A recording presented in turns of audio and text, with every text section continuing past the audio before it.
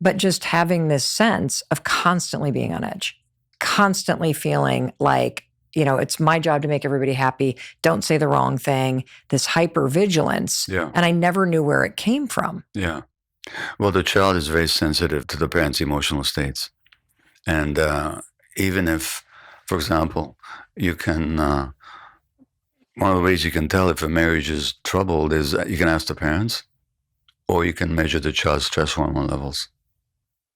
So the stresses of the parents are directly related, affecting the child's physiology and the child's psychology. So you may not have articulated and clearly see what was going on, but especially if you're a sensitive person genetically, and that is genetic sensitivity, you'll feel exactly what's going on, and you'll think it's all about you.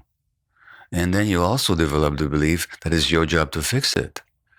And then when you can't fix it, you develop this tremendous sense of guilt and shame because you failed at your job of making your parents happy, which never should have been the child's job in the first place.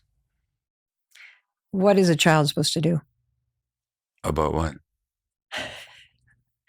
Just as you're growing up.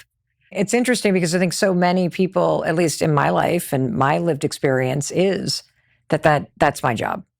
Well, to protect myself, to make everybody happy too. But you see, that's how you survived.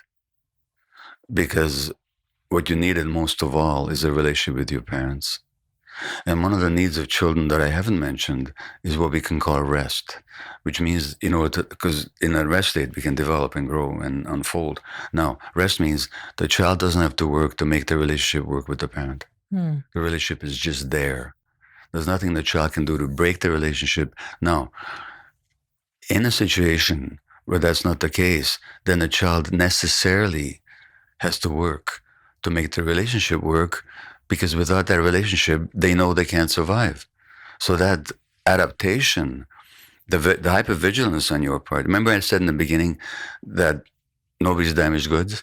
Mm-hmm. So that hypervigilance on your part, and that belief that it's your job to make the situation peaceful, that's an adaptation on your part.